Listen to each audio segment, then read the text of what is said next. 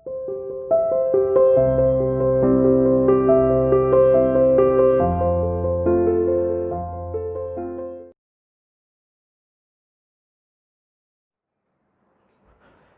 to CR International School online classes. Hello students, our today's topic is molarity, which is a type of the measurement of the concentration. जैसे बेटा देखो, अभी तक हम last 2 videos में जो किसी भी सॉल्यूशन की कंसंट्रेशन को मेज़र करने के डिफरेंट टाइप्स होते हैं, जैसे हमने पढ़े सबसे पहले परसेंटेज के 3 टाइप्स पढ़े, है ना, percentage, mass by mass, mass by volume, volume by volume. After that हमने स्ट्रेंथ पढ़ी बेटा, वो भी क्या था, एक टाइप था किसी भी सॉल्यूशन की कंसंट्रेशन को मेज़र करने का। दैन उसके बाद हमने पीपीएम पढ़ा, वो भी एक टाइप था बेटा। Is it clear?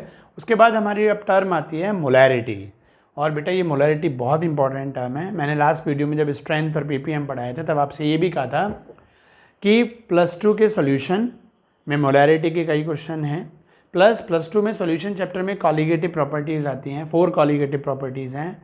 वो बेटा तब तक हम नहीं कर पाएंगे जब तक हमें मोलैरिटी, है ना, मोल फ्रैक्शन, इनकी नॉलेज नहीं होगी, प्रॉपर नॉलेज। पहले हम ये वैल्यूज़ निकालते हैं, देन वो कॉलिगेटिव प्रॉपर्टीज़ के जो फॉर्मूले होते हैं उनमें ये वैल्यूज़ को पुट करते हैं। तो is it clear?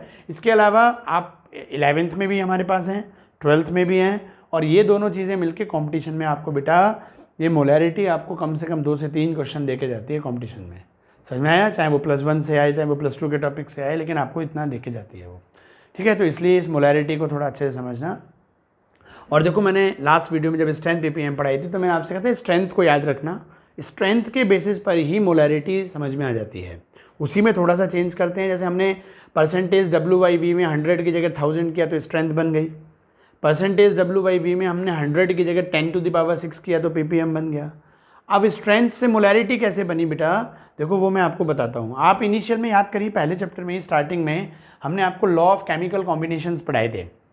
Law of chemical combinations याद करिए कि 2 and more than 2 रिएक्टेंट जो आपस में रिएक्शन करते हैं, प्रोडक्ट बनाते हैं, तो वो किस तरीके से करते हैं उसके लिए लॉ बनाए गए थे, केमिकल लॉ ऑफ कॉम्बिनेशन। याद आया? उसमें पहला लॉ क्या था हमारा? कंजर्वेशन ऑफ मास, वो भी मास पे बेस्ड था। डेफिनेट प्रपोर्शन ऑफ मास, वो भी मास पे बेस्ड था। ठीक है, multiple proportion of mass, clear point? Clear? तीनों के तीनों लॉ मास पे थे। अगला लॉ कौन सा था आपका? गैलुसैक्स लॉ ऑफ वॉल्यूम, तो वो वॉल्यूम पे था, मास और वॉल्यूम पे। और उसके बाद कौन सा आया? एवोगैड्रो लॉ, जिसने ये कहा था कि हम अगर टेम्परेचर और प्रेशर कांस्टेंट रखते हैं तो equal volume of different gases contain the same number of molecules.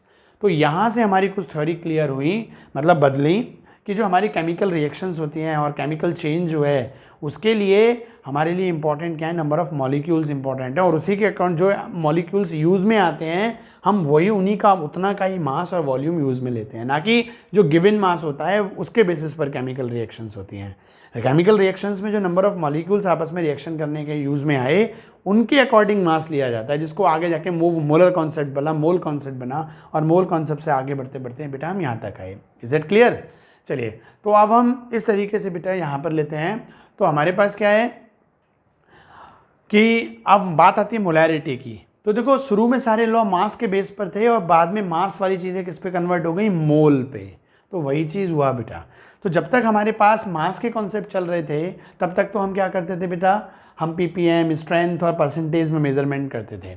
लेकिन ये नहीं कि आज नहीं करते, आज भी हम परसेंटेज, स्ट्रेंथ और पीपीएम आज भी यूज़ करते हैं। वो डिपेंड करता है हमारा यूज़ किस टाइप का है, कंडीशन क्या है। ठीक है, नहीं तो वो रिटायर नहीं हुए हैं, मतलब वो कैंसिल नहीं हुए हैं, आज भी है ना। ज़रूरत के अकॉर्डिंग कभी हम स्ट्रेंथ में कंसंट्रेशन मेज़र कर लेते हैं, ज़रूरत के अकॉर्डिंग हम बेटा परसेंटेज में कर लेते हैं, ज़रूरत के अकॉर्डिंग हम पीपीएम में कर लेते हैं। लेकिन और मोस्ट ऑफ द केसेस अब हम किस में कंसंट्रेशन मेज़र करते हैं? मोलैरिटी। ठीक है, तो मोल के बेसिस पर करते हैं। तो जिसका जो पहला टाइप है वो मोलैरिटी है। अब वो क्या है? देखो बेटा, स्ट्रेंथ के फॉर्मूले में देखो क्या है? मास ऑफ सॉल्यूट इन ग्राम और volume of the solution into 1000। ठीक है, और इस मोलैरिटी का फॉर्मूला देखिए, मास की जगह बस क्या आ गया आपके पास?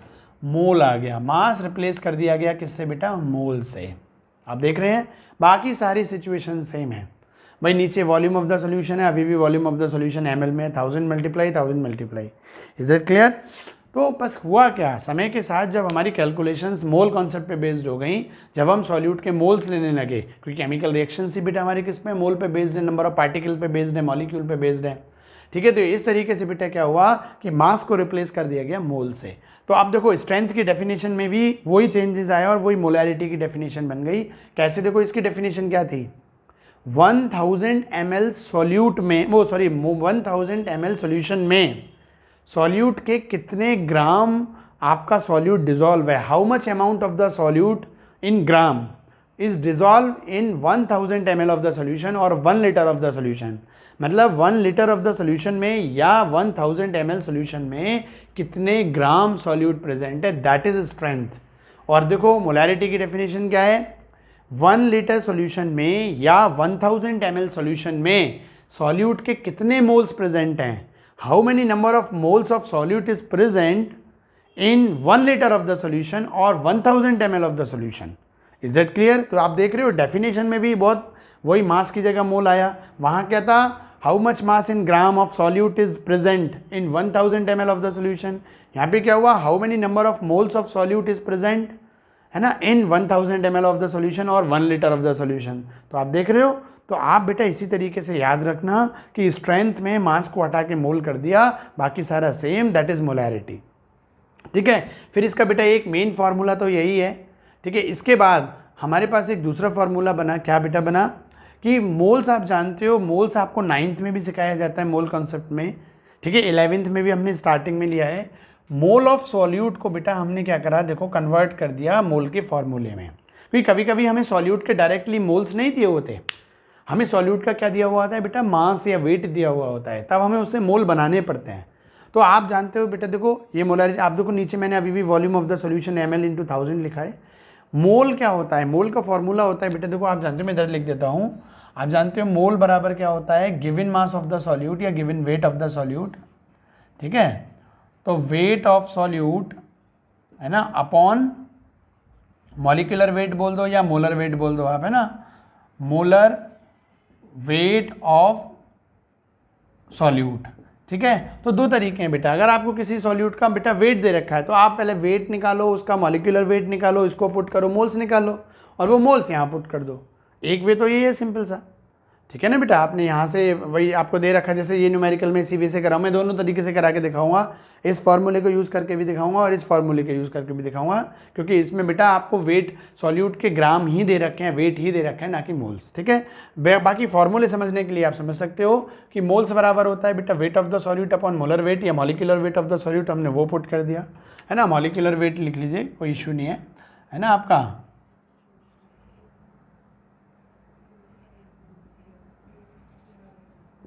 ठीक है, तो ये हमारा हो जाता है molecular weight of the solute. भाई मोल्स की जगह मैंने बस ये ऊपर वाली टर्म जो पूरी है इसकी जगह ये टर्म आ गई, सीधी सी बात।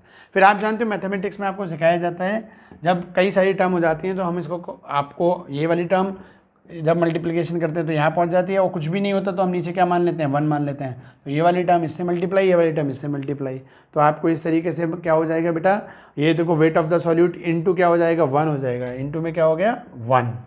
ठीक है, और हमारे पास ये वाली टर्म इसके साथ मल्टीप्लिकेशन में आ जाएगी, तो मॉलिक्यूलर वेट ऑफ द, आपके पास क्या बन गया, मॉलिक्यूलर वेट ऑफ, है ना, solute, molecular weight of solute into volume of the solution into ml। ठीक है बेटा, अब देखो इसका ये मैंने क्या करा, सिंबॉलिक रिप्रेजेंटेशन किया कि मोलैरिटी को कैपिटल M से रिप्रेजेंट करते हैं, वेट ऑफ द सॉल्यूट को स्मॉल w, और वेट किसका है, सॉल्यूट का, तो वो बेस में दे दिया। ठीक है, मॉलिक्यूलर वेट को कैपिटल W से करते हैं, जैसे आप अभी तक कैपिटल M पढ़ के आए हो बेटा, है ना। इसमें देखो थोड़ी सी चीज़ है कि वेट और मास होता है, तो जनरली कुछ बुक्स मास को मास और मॉलिक्यूलर मास बोलते हैं, तो मॉलिक्यूलर मास को हम क्या कैपिटल M से करते हैं। अब यहाँ पर हमने बेटा स्मॉल m और कैपिटल M क्यों नहीं लिया, मास की जगह हमने वेट क्यों लिया, है ना। वैसे तो डिफरेंस है, जी का डिफरेंस आता है कोई, है ना भाई, मास और वेट में आप जानते हो ग्रेविटी लगती है, बट यहाँ रिप्रेजेंटेशन वेट में हम इसलिए और करते हैं बेटा क्योंकि हम मास में करते तो उसका सिंबल स्मॉल m बनाते हैं, मॉलिक्यूलर मास यूज़ करते कैपिटल M बनाते, लेकिन कैपिटल M मोलैरिटी होता है, स्मॉल m मोलैरिटी होता है, तो कन्फ्यूज़न होता है, इधर भी कैपिटल M और इधर भी नीचे भी कैपिटल M। तो इस कन्फ्यूज़न को दूर करने के लिए बेटा क्या हुआ कि वो हटाई दिया गया, वेट कर दिया गया, तो वेट ऑफ द सॉल्यूट तो उसको स्मॉल से रिप्रेजेंट किया, स्मॉल w, और सॉल्यूट का molecular weight of the solute तो उसको क्या कर दिया कैपिटल W, वेट किसका है सॉल्यूट का, और ये वॉल्यूम कैपिटल V और किसका है सॉल्यूशन, तो उसके बेस में बेटा इंटू ml इंटू 1000। और अगर हम सॉल्यूशन डायरेक्टली लीटर में लेते हैं तो ये 1000 हट जाएगा, तो देखो ml में लेते हैं तो 1000 का मल्टीप्लाई कर दो, और अगर डायरेक्टली लीटर दे रखा है तो आप ये दे दो। Is that clear. तो यहाँ से ये चीज़ क्लियर हुई। बेसिक डेफिनेशन बहुत आसान है बेटा कि स्ट्रेंथ में बस आपके पास मोल मास हटा के मोल कर दो कि how many moles of the solute is present in 1000 ml और 1 लीटर ऑफ द सॉल्यूशन। उसी के बेसिस पे मास को हटा के फॉर्मूला बन गया। फिर इसी में मोल का हटा के ये मोल का फॉर्मूला लगा दिया, इसको हमने मल्टीप्लिकेशन कर दिया तो हमारे पास ये बन के आ गया। ठीक है, बस इसमें वॉल्यूम अगर ml में लिया है तो 1000 का मल्टीप्लाई करो, अगर सीधे डायरेक्ट लिया तो आप 1000 का मल्टीप्लाई ना करो। समझ में आ गया बेटा। अब देखो इसी के बेसिस पर मैं आपको ये न्यूमेरिकल कराता हूँ। ठीक है, तो ध्यान से देखना। देखो न्यूमेरिकल के टाइम पर मैंने आपसे पहले से बोला है कि सबसे पहले न्यूमेरिकल आसान बनते हैं, गिवन डेटा लिखो, क्या फाइंड आउट करना है वो लिखो। तो इस न्यूमेरिकल में देखो पहले मैं आपको एक्सप्लेन कर देता हूँ क्या है। Find out the molarity of A aqua solution of acetic acid. एक एसिटिक एसिड का पानी के साथ मिक्स करके, एक्वस आ गया ना ये वर्ड एक्वस है ना, पानी के साथ मिक्स करके एक सॉल्यूशन बनाया गया, aqua solution of acetic acid. कैसे बना वो? Which is prepared by dissolving 12 gram of acetic acid. तो आपको दे दिया बेटा, देखो क्या दे दिया, वेट ऑफ CH3COOH मतलब, और ये हमारा है क्या, तो आपको वेट ऑफ सॉल्यूट दे दिया बेटा। भाई एसिटिक एसिड तो सॉल्यूट है ना, और ब्रैकेट में कौन सॉल्यूट है उसका फॉर्मूला भी लिख लो।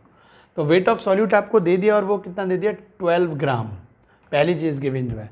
और इन 500 ml ऑफ द सॉल्यूशन, तो आपको वॉल्यूम ऑफ द सॉल्यूशन भी दे दिया बेटा। तो वॉल्यूम ऑफ द सॉल्यूशन आपके पास क्या है बेटा, जिसको आप कैपिटल V से रिप्रेजेंट करते हो, वो है 500 ml। Is it clear? अब बात आती है फाइंड आउट क्या करनी है, हमें मोलैरिटी पता करनी है ना, हमें कैपिटल M जो है वो पता करनी है, मोलैरिटी ऑफ द सॉल्यूशन पता करना है। तो जो जो चीज़ें हैं, देखो न्यूमेरिकल का सबसे इजी वे यही होता है कि मोलैरिटी ऑफ द सॉल्यूशन मतलब कैपिटल M हमको पता करना है। ठीक है बेटा, तो देखो हम क्या करेंगे। अब हमारे पास, हम जानते हैं मोलैरिटी के फॉर्मूले में मोल्स आता है। ठीक है भाई, हमारे पास मोलैरिटी के फॉर्मूले में देखो क्या क्या चीज़ है। मोलैरिटी हमें फाइंड आउट करनी है, मोल्स ऑफ सॉल्यूट हमें चाहिए, और वॉल्यूम ऑफ द सॉल्यूशन चाहिए। तो हमें केवल वॉल्यूम दिया हुआ है इस फॉर्मूले के अकॉर्डिंग, हमें मोल्स नहीं दिए हुए हैं। और हम जानते हैं मोल्स में किस चीज़ की ज़रूरत पड़ती है बेटा, आपके पास वेट ऑफ सॉल्यूट वो हमें दिया है, मॉलिक्यूलर वेट ऑफ सॉल्यूट नहीं दे रखा है। तो आप पहले ऐसा करो कि पहले मॉलिक्यूलर वेट ही पता कर लो, देन फार्मूला यूज़ करेंगे, है ना। तो हमारे पास देखो क्या है ना, मॉलिक्यूलर है ना वेट ऑफ एसिटिक एसिड मतलब सॉल्यूट, वो आप देखो, आप इधर से वही आप लिखो सॉल्यूट, है ना। और सॉल्यूट हमारा कौन है बेटा, एसिटिक एसिड। कैसे फाइंड आउट करेंगे, आपको पता है बेटा, कार्बन का 12 + 3 हाइड्रोजन 3, कार्बन का फिर 12, फिर 16 + 16 + 1। तो इस तरीके से आप करिएगा, ये 16U आएगा बेटा। ठीक है, और आपको इसको मोलर में करना है, यही मोलर वेट करना है बेटा, है ना। मोलर वेट ऑफ सॉल्यूट आपको लेना है, तो यही चीज़ क्या बन जाएगा, 16 ग्राम बन जाएगा। Is that clear? ठीक है, समझ में आया बेटा। अब देखो हमारे पास सीधा है, अगर हम, जब मैं आपको पहले ये वाला फॉर्मूला यूज़ करना सिखा रहा हूँ, ठीक है बेटा, कि जब हम डायरेक्टली ये वाला मोल्स वाला फॉर्मूला यूज़ करते हो, आप पहले मोल्स निकाल लो बेटा, कि मोल्स ऑफ सॉल्यूट आपके क्या होंगे। तो मोल्स ऑफ सॉल्यूट आपके क्या मिलेंगे बेटा, आप देखो ये क्या होता है, वेट ऑफ द सॉल्यूट, है ना, गिवन मास जिसको आप पढ़ते हुए आए हो अब तक। तो गिवन मास कितना है, 12, और molecular of weight of solute कितना है, 60। भाई देखो मोल्स ऑफ सॉल्यूट क्या होता है, वेट ऑफ द सॉल्यूट, तो वेट ऑफ द सॉल्यूट क्या है, 12, और molecular weight of the solute क्या है, 60। आप इसको करोगे 12/60 करके आप इसको कर लेना, जो भी निकले। फिलहाल ये हमारे पास कितने आ गए, इतने मोल्स। मैं आगे कैलकुलेटर नहीं कर रहा, मैं यही वैल्यू पुट कर दूंगा। हमारे पास मोल्स बन गए बेटा। अब आओ देखो मोलैरिटी बराबर, अब हम करते हैं ये वाला फॉर्मूला यूज़ सीधे, ठीक है नहीं। अब हम इसी फॉर्मूले से आपको ये क्वेश्चन कराते हैं, ठीक है। तो आपके पास क्या है, देखो मोलैरिटी बराबर, है ना, मोल्स ऑफ सॉल्यूट। तो मोल्स ऑफ सॉल्यूट आपके पास क्या आ गया, 12/60, ये हो गया बेटा। वॉल्यूम ऑफ द सॉल्यूशन आपको दे रखा है कितना, 500, और इनटू में क्या हो गया, 1000। जहाँ कुछ नहीं होता तो नीचे 1 मान लेते हैं, छोटी क्लासेस में आपको सिखाया जाता है। अब आप इसको करो तो क्या बनेगा, 12 × 1/60 × 500, है ना, और इनटू में क्या आ गया आपका 1000। ठीक है बेटा, 500 से ये 2 टाइम्स गया, 2 से ये 30 टाइम्स गया बेटा, है ना। 12 और 30 को आप करोगे तो क्या बन जाएगा आपके पास, आप कर लीजिए, देखो है ना, 6 देखो सीधा सा है, 2 से करोगे 6, ये गया आपके पास क्या, 15, 6/15 आ गया। ठीक है, 3 भाई देखो 2 से करा, 2 6 12, और 2 से ये करा 30। अब आप फिर अगेन इसको 3 से करो, 3 2 6, और ये क्या हो गया आपके पास, 3 से 5, तो आपके पास क्या आ गया, मोलैरिटी बराबर आपकी आ गई 2/5, और करोगे तो आप पॉइंट लगा के आपने 0 बढ़ाया, है ना, तो आपके पास क्या बन गया इतने। अब इसकी देखो यूनिट क्या होती है, मोल्स पर, है ना, एक यूनिट तो बनेगी मोल पर लीटर, है ना, या आप इसको और करके ऐसे भी लिख सकते हो 0.04 कैपिटल है। Is it clear? तो इस तरीके से बेटा हमारे पास ये चीज़ें न्यूमेरिकल समझ में आया। मैं आपको इसको दोबारा एक्सप्लेन कर देता हूँ। देखो हमें वेट दे रखा था 12, हमने 12 लिखा, वॉल्यूम दे रखा था 500 ml वो लिखा, मोलैरिटी हमें फाइंड आउट करनी है वो लिखा। सबसे अच्छा वे होता है ये। अब हमें पता है मोलैरिटी में मोल्स की ज़रूरत पड़ती है और मोल्स में मॉलिक्यूलर वेट की ज़रूरत पड़ती है। तो सबसे पहले हमने मॉलिक्यूलर वेट ऑफ सॉल्यूट निकाला। सॉल्यूट कौन है ये हमें पता होना चाहिए बेटा, है ना, एटॉमिक वेट को ऐड करके निकाल लेते हैं। ठीक है, ये मॉलिक्यूलर वेट आ गया, इसको मोलर वेट बनाना है, ग्राम में कर लिया। अब हमने मोल्स निकाल लिए पहले अलग से, जैसे हमने मॉलिक्यूलर वेट अलग से निकाला वैसे ही ये फॉर्मूला यूज़ करने से पहले ही मोल्स निकाल लिए। ठीक है, डायरेक्टली मत करना, मैं भी आपको यही सलाह दूंगा। अभी आप इनिशियल हो, स्टार्टिंग हो, भाई जिस चीज़ की फॉर्मूले में जरूरत है उसको पहले साइड में अलग निकाल लो। तो पहले हमने मोल्स ऑफ सॉल्यूट निकाल लिए। मोल्स ऑफ सॉल्यूट बराबर क्या है, वेट ऑफ सॉल्यूट। ठीक है, 12/60, इसे करके ये मोल्स आ गए। इस मोल्स को आप इस फॉर्मूले में डायरेक्टली पुट किया और वॉल्यूम पुट किया और ये क्रॉस मल्टीप्लाई किया, ये आया। Is it clear? अब देखो मैं यही क्वेश्चन बेटा इसको रफ करके मैं आपको ये क्वेश्चन डायरेक्टली इस फॉर्मूले से करके दिखाऊंगा, डायरेक्टली इस फॉर्मूले से। ठीक है, चलो बेटा, तो हमारे पास क्या है, देखो अब हमारे पास, अब हम फॉर्मूला यूज़ करेंगे बेटा कौन सा, ठीक है, अब हम फार्मूला यूज़ करेंगे सीधे बेटा हम यही वाला। अब हम सीधे ये फार्मूला यूज़ करेंगे आपके पास मोलैरिटी निकालने के लिए। ठीक है, चलो बेटा, अब हमारे पास वो फार्मूला देखो क्या है भाई। देखो इस फार्मूले में मॉलिक्यूलर वेट तो निकालना ही पड़ेगा, तो मॉलिक्यूलर वेट तो यहाँ भी ज़रूरत पड़ेगी। अब बस हमने मोल अलग से नहीं निकाले, अब हम सीधे इसमें देखो मोलैरिटी का फार्मूला कैपिटल एम आपसे क्या कहता है, वेट ऑफ द सॉल्यूट। तो वेट ऑफ द सॉल्यूट कितना है आपके पास, 12। मॉलिक्यूलर वेट आपने यहाँ निकाला, ये क्या आ गया, 60। ठीक है, वॉल्यूम कितना है बेटा आपके पास, देखो 500, है ना, और इनटू में क्या आ जाएगा, 1000। क्लियर? और कुछ भी नहीं होता तो 1 आ जाता है, तो निकल के देखो वही चीज़ें सेम आ गई, 12/60 इंटू 500। ठीक है, और इनटू में आपके पास क्या हो गया, ये आपके पास इंटू 1 और इंटू में 1000। आप इसको करोगे तो ये इससे 2 टाइम्स गया, ये इससे 30 हो गया। ठीक, वही आ गया सेम, है ना, आपके पास ये 2/5 निकल के आ जाएगा, और 2/5 को सॉल्व करोगे 0.04, वही मोल कैपिटल एम, और दूसरी यूनिट क्या बनेगी इसकी बेटा, 0.04, है ना, moles per litre. Is it clear? तो आप चाहें ये अलग अलग चीज़ इस फार्मूले में, बेटे फार्मूला याद करना तो मुझे तो यही ईजी लगता है। आप सिंपल सा ये फार्मूला याद रखो, मोल्स को साइड में निकालो, वॉल्यूम है ही है, इनको डायरेक्टली पुट करो। ये फार्मूला बड़े जितने, देखो आपको एक सलाह देता हूँ, फार्मूले जितने ज़्यादा बड़े होंगे, जितनी ज़्यादा टर्म्स होंगी फार्मूलों में, ठीक है, उतने ज़्यादा हमें भूलने के, मिक्सअप होने के चांस ज़्यादा रहते हैं। तो छोटा सा फार्मूला याद करो और उसमें जो टर्म की ज़रूरत है उसको साइड में अलग से निकालो और डायरेक्टली पुट कर दो, ये सबसे अच्छा वे है। क्लियर है पॉइंट? ऐसे बेटे देखो ये 2 फार्मूले हैं, इन 2 फार्मूलों को भी याद करने की ज़रूरत नहीं है, आप हमेशा इसको याद रखो। समझ में आ गया कैसे? कि बेटे देखो इसको, क्योंकि हमारे सारे फार्मूले ml में ही बने हैं, चाहे परसेंटेज हो, ppm हो, स्ट्रेंथ हो, आपने देखा। तो आप मोलैरिटी का भी यही याद रखो। ज़्यादा से ज़्यादा क्या होता बेटे, देखो यही वाला क्वेश्चन है, यहाँ पे ये 500 ml की जगह क्या दे देता, 2 लीटर दे देता। ठीक है, तो अब हम देखो क्या करते हैं कि हमने तो फार्मूला यही याद रखा है, जब ml होता है 1000 का मल्टीप्लाई होता है। तो आप क्या करोगे इसको, आप यहाँ पे बेटा देखो आप इसको कन्वर्ट कर लोगे, इसमें 2 लीटर दे रखा था, तो 2 लीटर को कन्वर्ट करोगे तो क्या बन जाएगा, 2000 ml बन जाएगा, बात खत्म। और 2000 ml यहाँ पुट कर दो आप, सही है, और इसके बेसिस पे आप न्यूमेरिकल सॉल्व कर लो अपना। सही है नहीं? देखो मैं इसके करके दिखा देता हूँ।